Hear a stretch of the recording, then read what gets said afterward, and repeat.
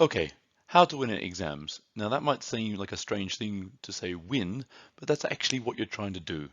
You're trying to actually get a better score than someone else. You want to put yourself in the gold medal position. So any little thing that you can do to help you win is going to be good for you. And if they don't do it, it's going to be bad for them.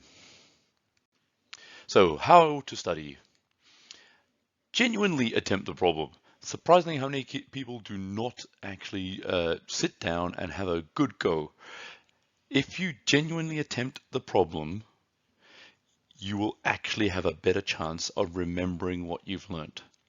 So a lot of times you're going to say to yourself, no, no, no, it's okay, it's fine, I'll just do it my way. But you're not succeeding, you're not winning because you're not putting things into your long-term memory. And another way to look at doing that is to do the same question at least 3 times until you get faster. I keep talking about Usain Bolt all the time. He's a champion. He won. He got the gold medal.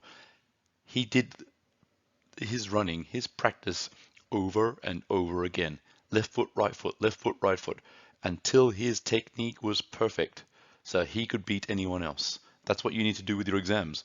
Do them over and over again to get faster so you can beat everybody else.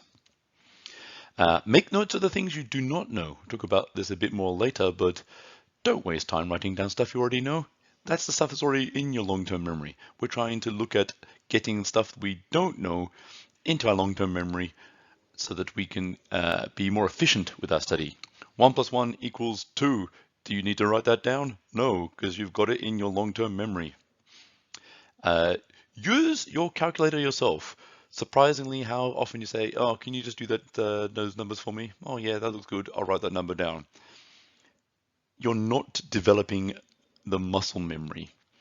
And muscle memory is that you kind of have this feeling of where you should be going and where to look at for things. Watching someone else do it is not the same as doing it yourself at all. Hey, I watched Tiger Woods play some golf. Now I'm awesome at golf. Doesn't work that way. Listen to your teacher. You're listening right now, I hope. But this is important. They're experienced at not just being a teacher, but also being a student. Think about this. They've had to do at least 1 degree, many of them done 2 or even 3 degrees. They've won at exams. They've got through exams.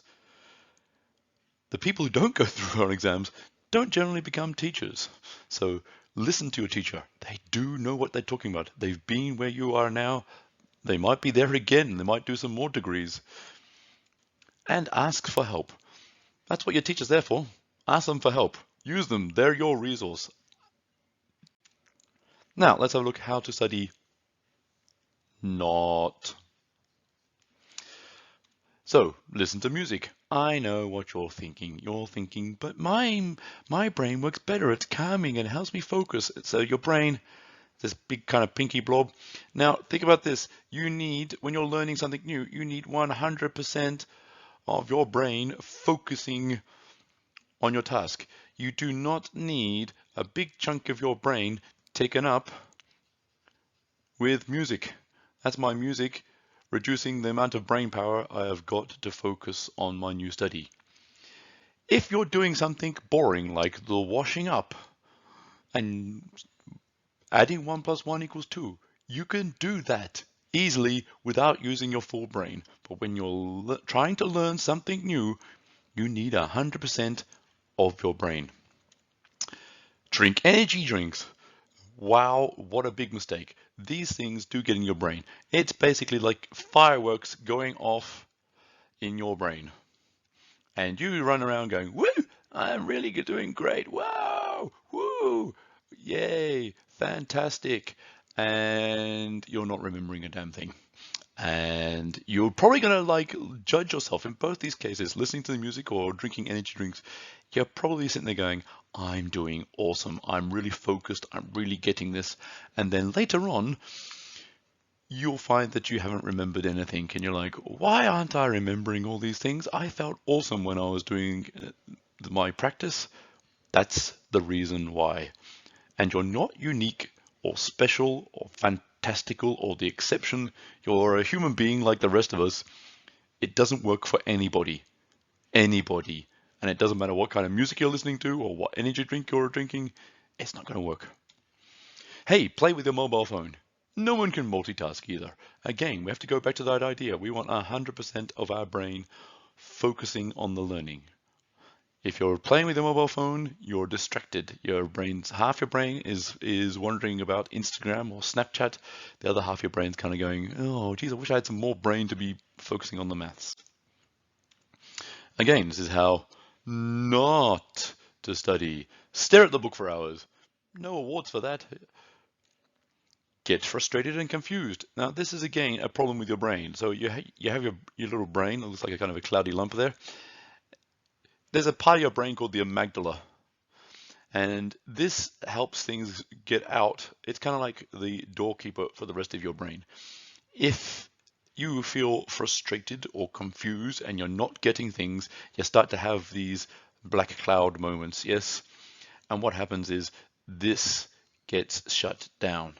When you're in those shut down moments, walk away. You're not learning. Nothing's going through. The amygdala's getting all stressed out.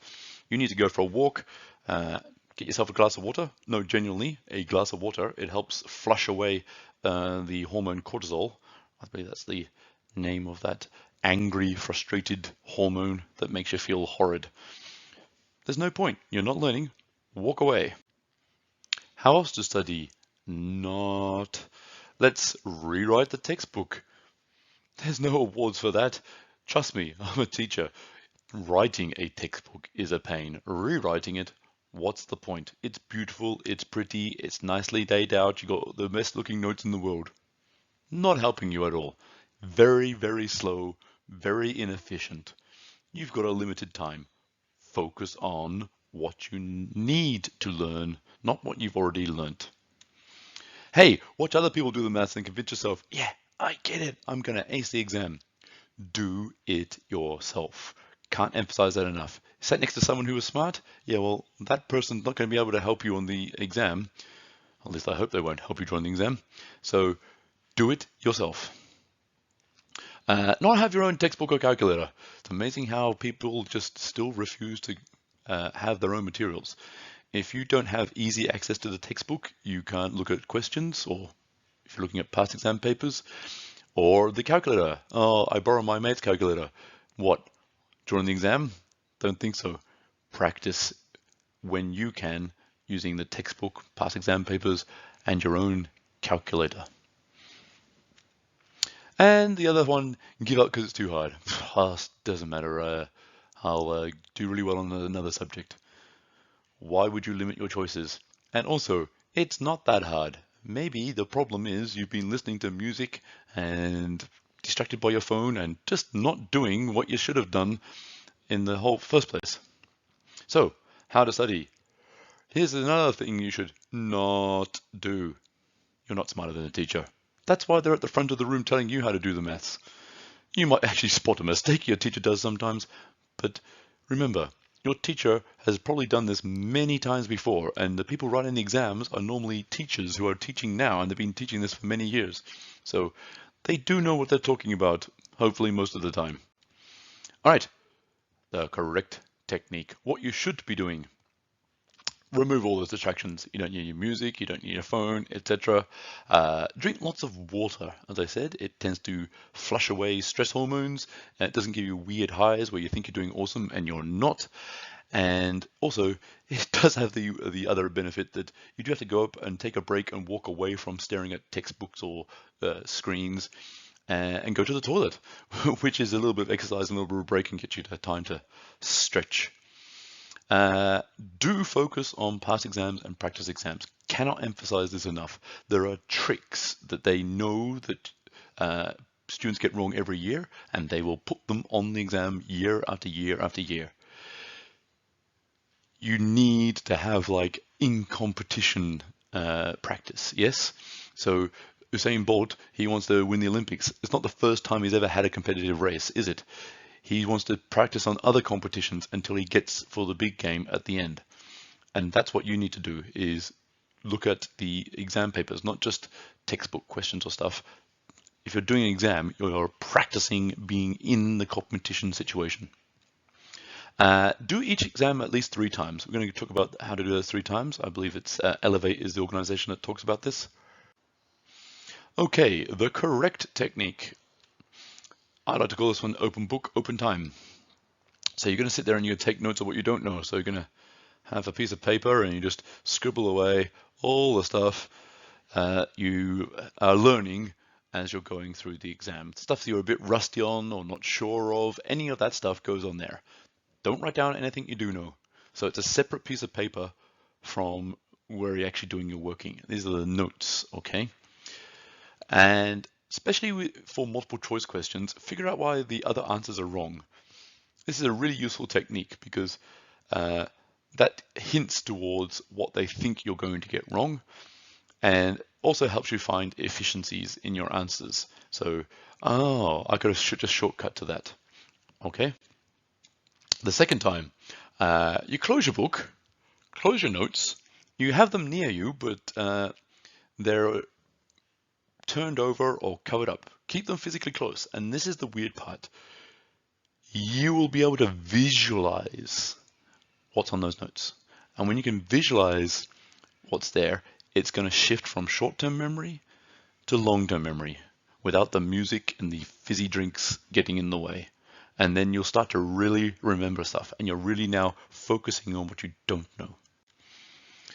And the third time, it's closed book, closed time. All right. So now you know it. Can you do it quicker? So we're just saying like the first time you went through it really slowly and you probably spent a lot of time learning some new things. Second time, you probably got a bit quicker. You had that moment where stuff started to suddenly remember, going, oh, like I saw on my piece of paper. Now you're trying to get it done quickly because there's a common problem. And every year, teachers, we have to sit down and they give us a little graph. And there's questions here, like this, all broken up over here. And some people will get this one right, and then this one right, and then that one's a pretty easy question, and that one's a hard question, and so on like this. But we always find this because people have not left enough time to finish the end of the question. So it always tails off at the end. So if you get quicker, you'll have more time. Instead of your graph going down like that, your graph will hopefully go along like that. Okay. When you're going quicker, you might say, hang on a minute, I've been doing this step, but it's not asked in the question. I could have skipped that. Ah, now I know how to find it quicker because I figured out shortcuts, little things that get me to the answer quicker. And that's what we're talking about. Can you do the whole exam and get 100% within the time limit? If you can do that, you are going to win at exams. And you won't be one of those people who loses lots of marks in this area because people just fade away and go, oh, quick, rush, panic, rush, panic. Okay. You follow this technique, you will be sitting in the exam feeling like a really fit athlete, running through it, and you'll be great. And the last thing is, you don't need good luck, you need good study habits. Okay. If you do everything that is recommended, you're going to go well. You're going to have less anxiety, you're going to have less problems, and you'll feel more comfortable. Remember, also, skip through that exam and look through the ones that you do know. But if you've done all this technique, there won't be anything that you don't feel really comfortable with. So, not good luck. You're going to win because of your ability, like Usain Bolt.